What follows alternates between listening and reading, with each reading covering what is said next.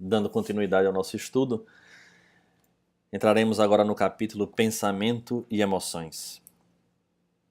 As emoções constituem capítulo da vida humana que prossegue merecendo acuradas reflexões, de modo a canalizá-las com a segurança e eficiência indispensáveis aos resultados salutares para os quais se encontram na organização fisiopsíquica de cada criatura. Manuel Filomeno aqui já nos chama a atenção, dizendo que precisamos verdadeiramente refletir, estarmos atentos às emoções que permeiam a nossa vida no cotidiano, né? Para que possa ser canalizada com segurança e com eficiência, para que ela verdadeiramente atinja o objetivo para o qual ela faz parte na nossa organização fisiopsíquica.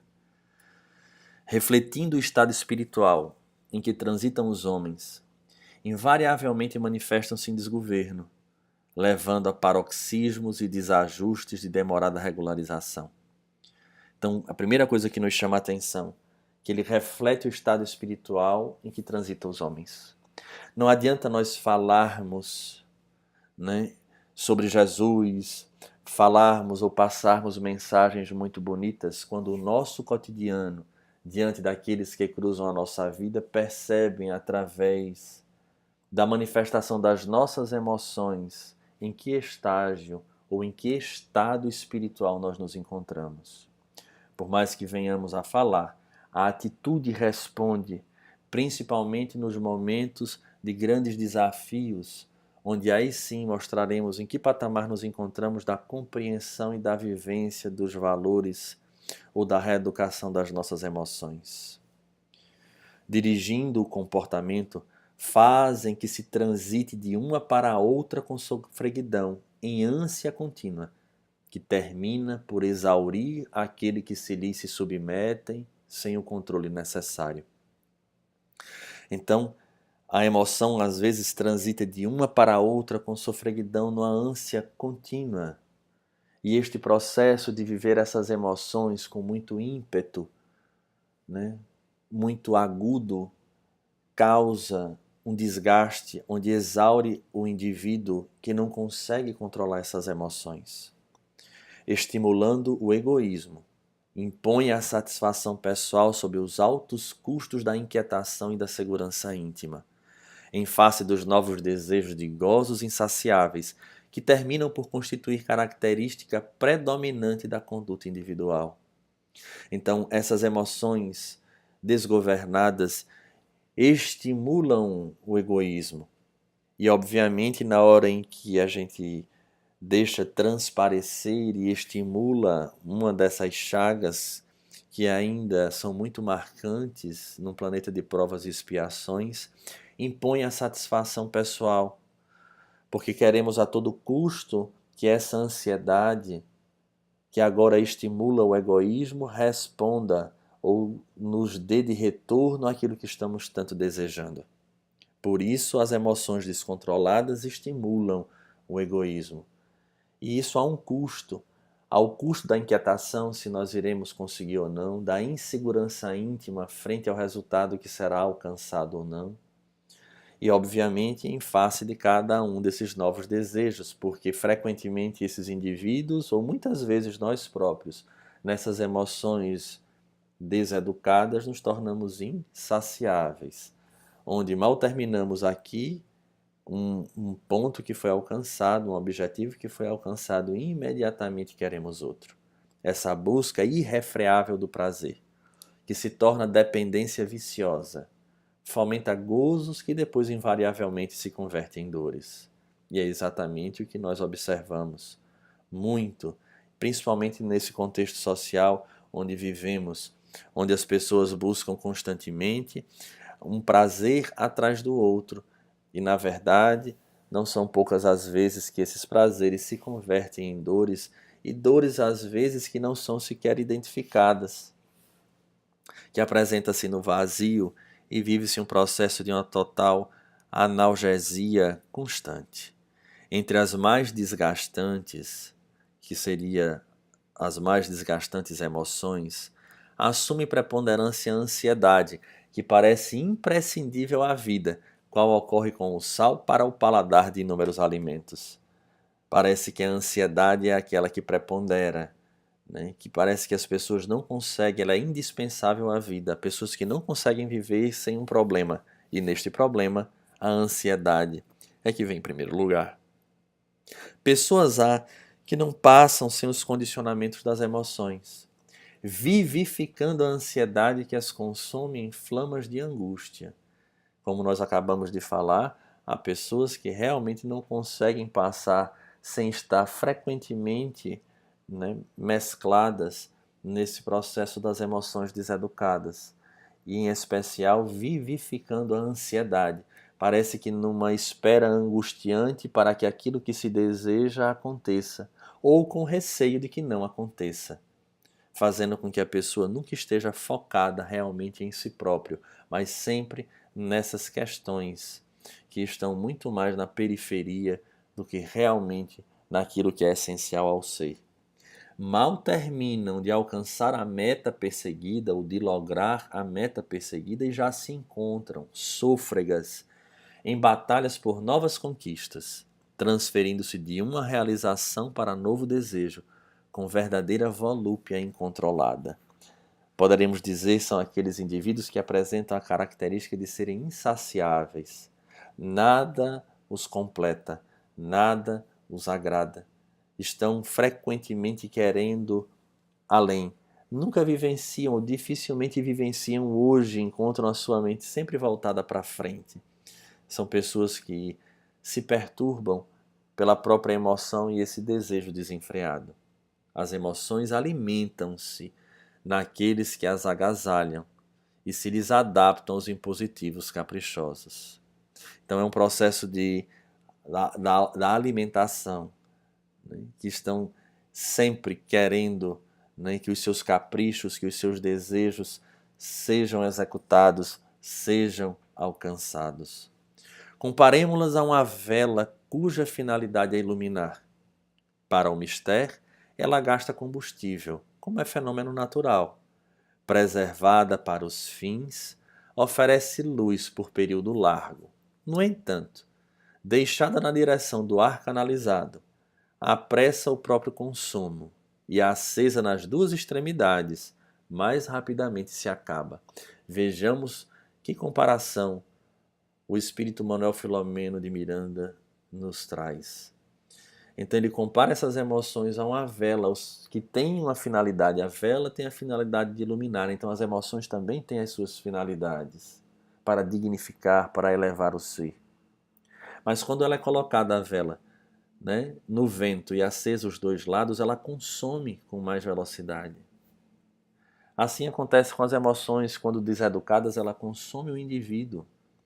Olá, assim também as emoções, que têm finalidade superior no campo da vida, quando não se submetem à disciplina, exigem carga dupla de energia, na qual se sustentam, culminando por destruir a sua fonte geradora. Mais uma vez observamos a disciplina como elemento fundamental para atingirmos o equilíbrio. E quando essas emoções não se submetem à disciplina, obviamente o desgaste do indivíduo será muito maior.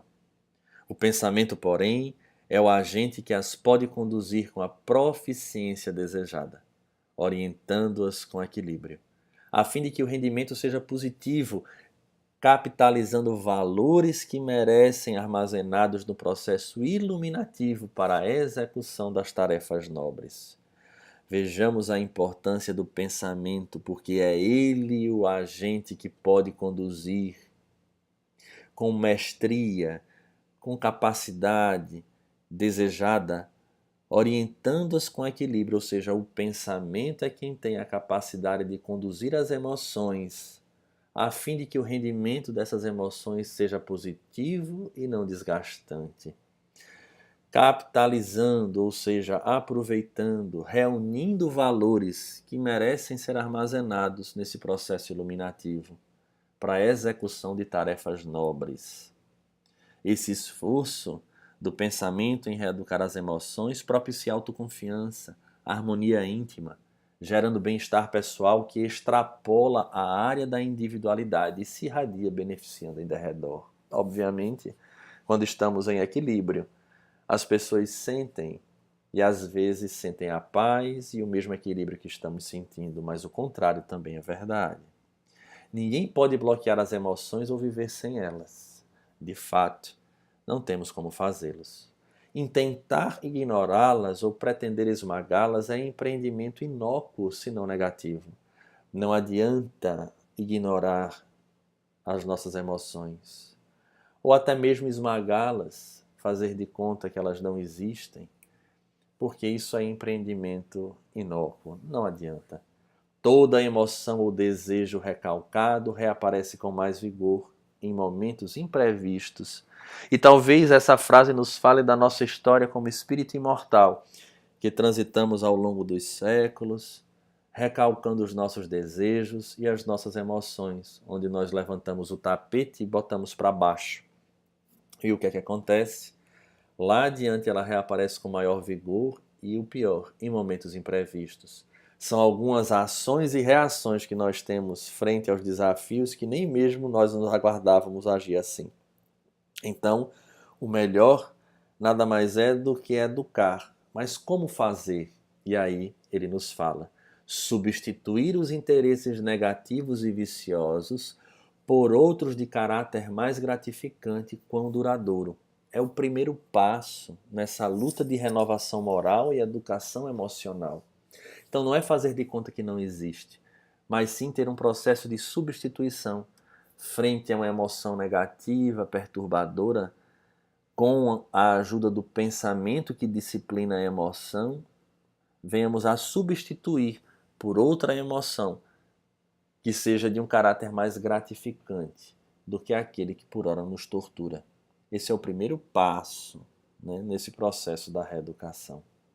Porque o pensamento atua no fluido que a tudo envolve.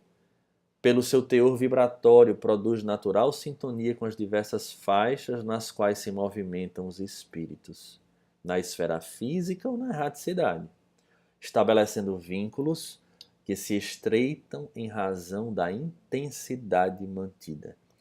Então todos nós estamos imersos no fluido. Então esse pensamento ele atua nesse fluido. Pelo seu teor vibratório, ele vai produzir a sintonia. E essa sintonia ela se dá com os espíritos desencarnados e com os espíritos encarnados.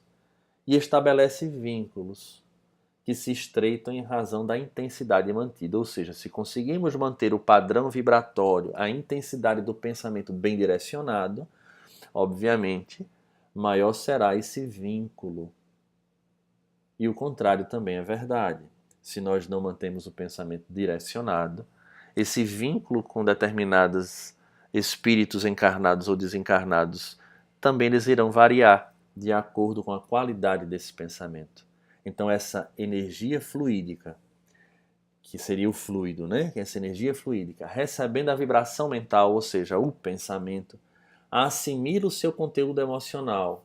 Então essa energia que nos envolve assimila o conteúdo do que pensamos e transforma-se de acordo com as moléculas absorvidas, criando uma psicosfera, ou seja, uma ambiência ao nosso redor, sadia ou enfermiça, em volta daquele que a emite e passa a aspirá-la, experimentando o seu efeito conforme a qualidade de que se constitui. Em outras palavras, o homem passa a ser vítima de si próprio, gerando equilíbrio ou desequilíbrio, de acordo com aquilo que ele emita através dos próprios pensamentos. Quando o episódio é de largo trato e o seu teor é pernicioso, ou seja, quando esse episódio do pensamento desequilibrado é de largo trato e o seu teor e o tipo do pensamento é pernicioso, culmina por afetar a organização física ou psíquica do agente desencadeador.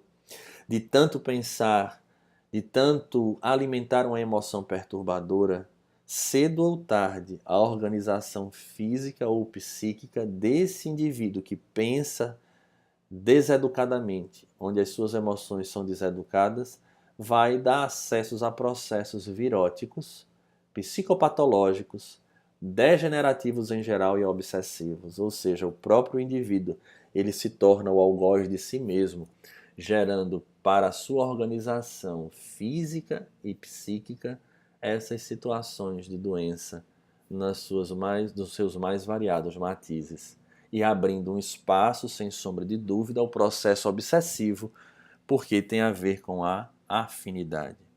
A tudo envolvendo, essa força é neutra em si mesma, ou seja, esse fluido que nos cerca é neutro. Ele não é bom, ele não é mal. Ele será aquilo o que nós fizermos. É igual ao dinheiro, não é bom, não é mal. É igual à mediunidade, que também é neutra. Não é boa nem é má, mas ela será aquilo que dela nós fizermos. Então, essa força, essa energia que nos cerca, ela é neutra.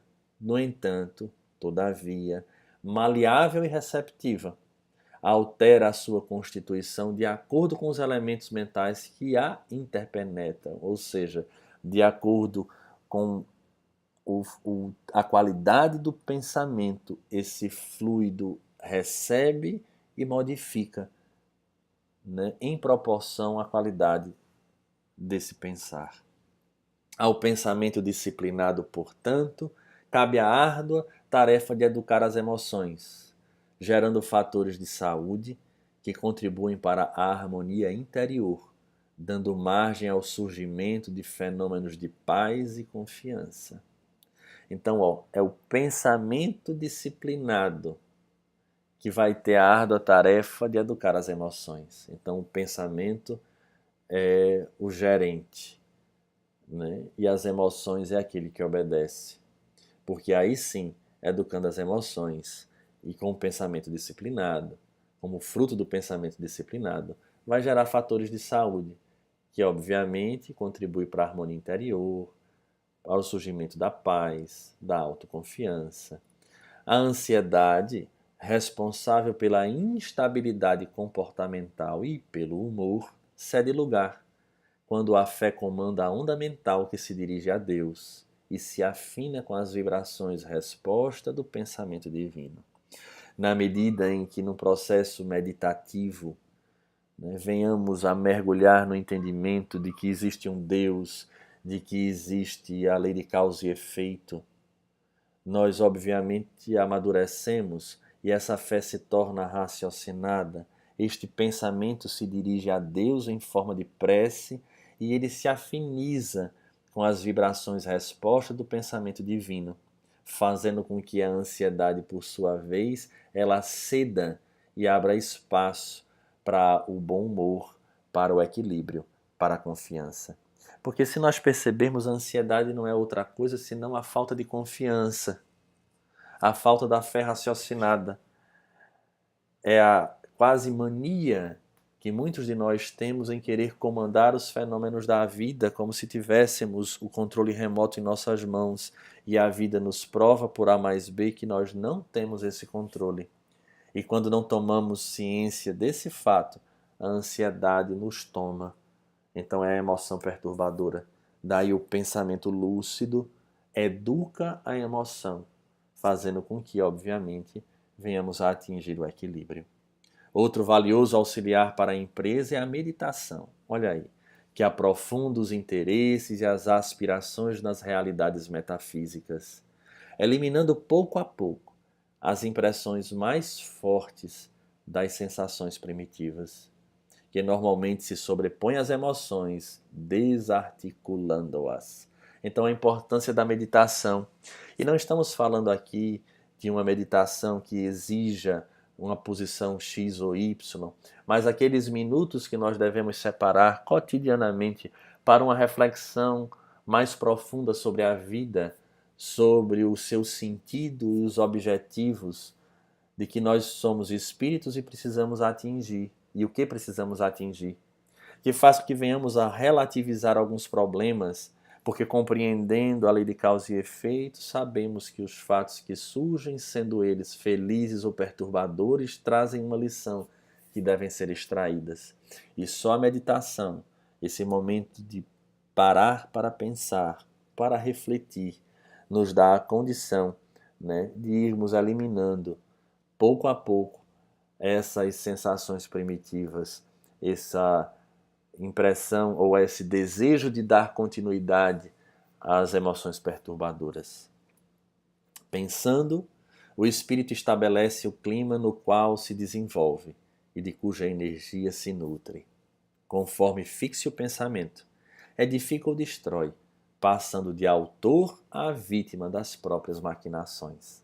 Então nós vivemos essa dualidade de sermos o autor do pensamento, e a partir do momento que geramos ele e ele gera sobre nós consequências, nos tornamos vítimas da nossa própria atuação.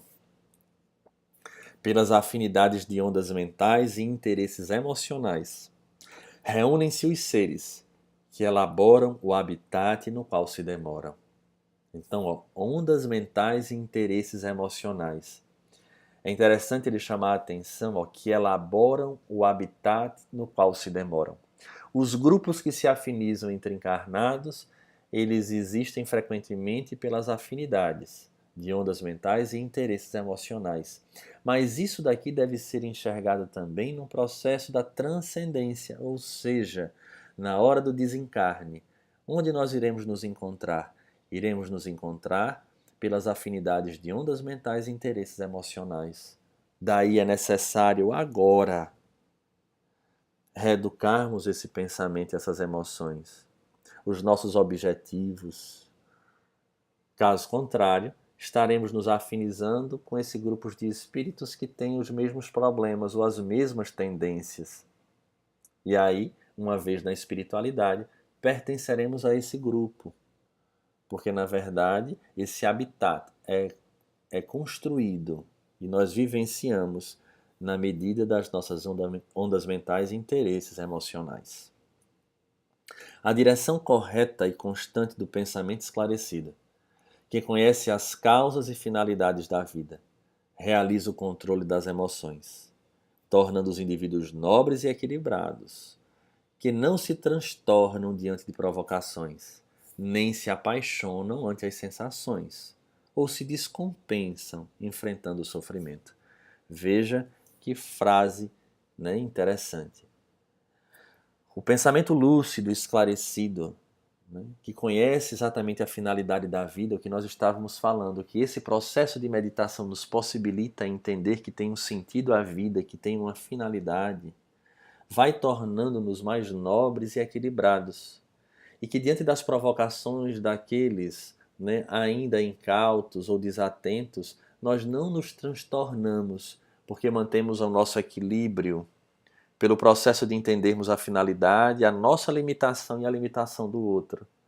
E nem nos apaixonamos ante as sensações, porque sabemos agora ser transitória, porque começamos a enxergar a finalidade da vida, a nossa essência como espírito, e não a nossa transitoriedade na matéria. E nem nos descompensamos enfrentando o sofrimento, porque sabemos que o sofrimento nada mais é do que uma colheita do que foi plantado ontem, uma prova a ser superada, uma expiação que necessitamos passar. Então nos tornamos lúcidos, logo calmos. A amargura e a ansiedade não os sitiam, mesmo que de passagem deixem ligeiros sinais, que a potente luz do amor real e da certeza da fatalidade feliz do bem faz que desapareçam. Como nós não somos ainda espíritos de alta envergadura, somos cercados às vezes, sitiados pela amargura e ansiedade, onde nós balançamos em alguns momentos. É natural que assim seja. No entanto, a partir do momento em que temos já essa lucidez, o pensamento educado, bem direcionado, que educa as nossas emoções, logo em seguida, a luz do amor real e a certeza da fatalidade feliz do bem faz com que a amargura e a ansiedade ou outras emoções perturbadoras venham a desaparecer, porque passado o momento do choque, caímos em nós próprios, elevamos o nosso pensamento, e aí sim, com o pensamento educado, bem direcionado, e essas emoções dentro do padrão no qual ela traz a sua finalidade, superamos naturalmente esses fenômenos aparentemente perturbadores. Encerramos assim mais um capítulo. Esperamos que tenha sido proveitoso e até o próximo.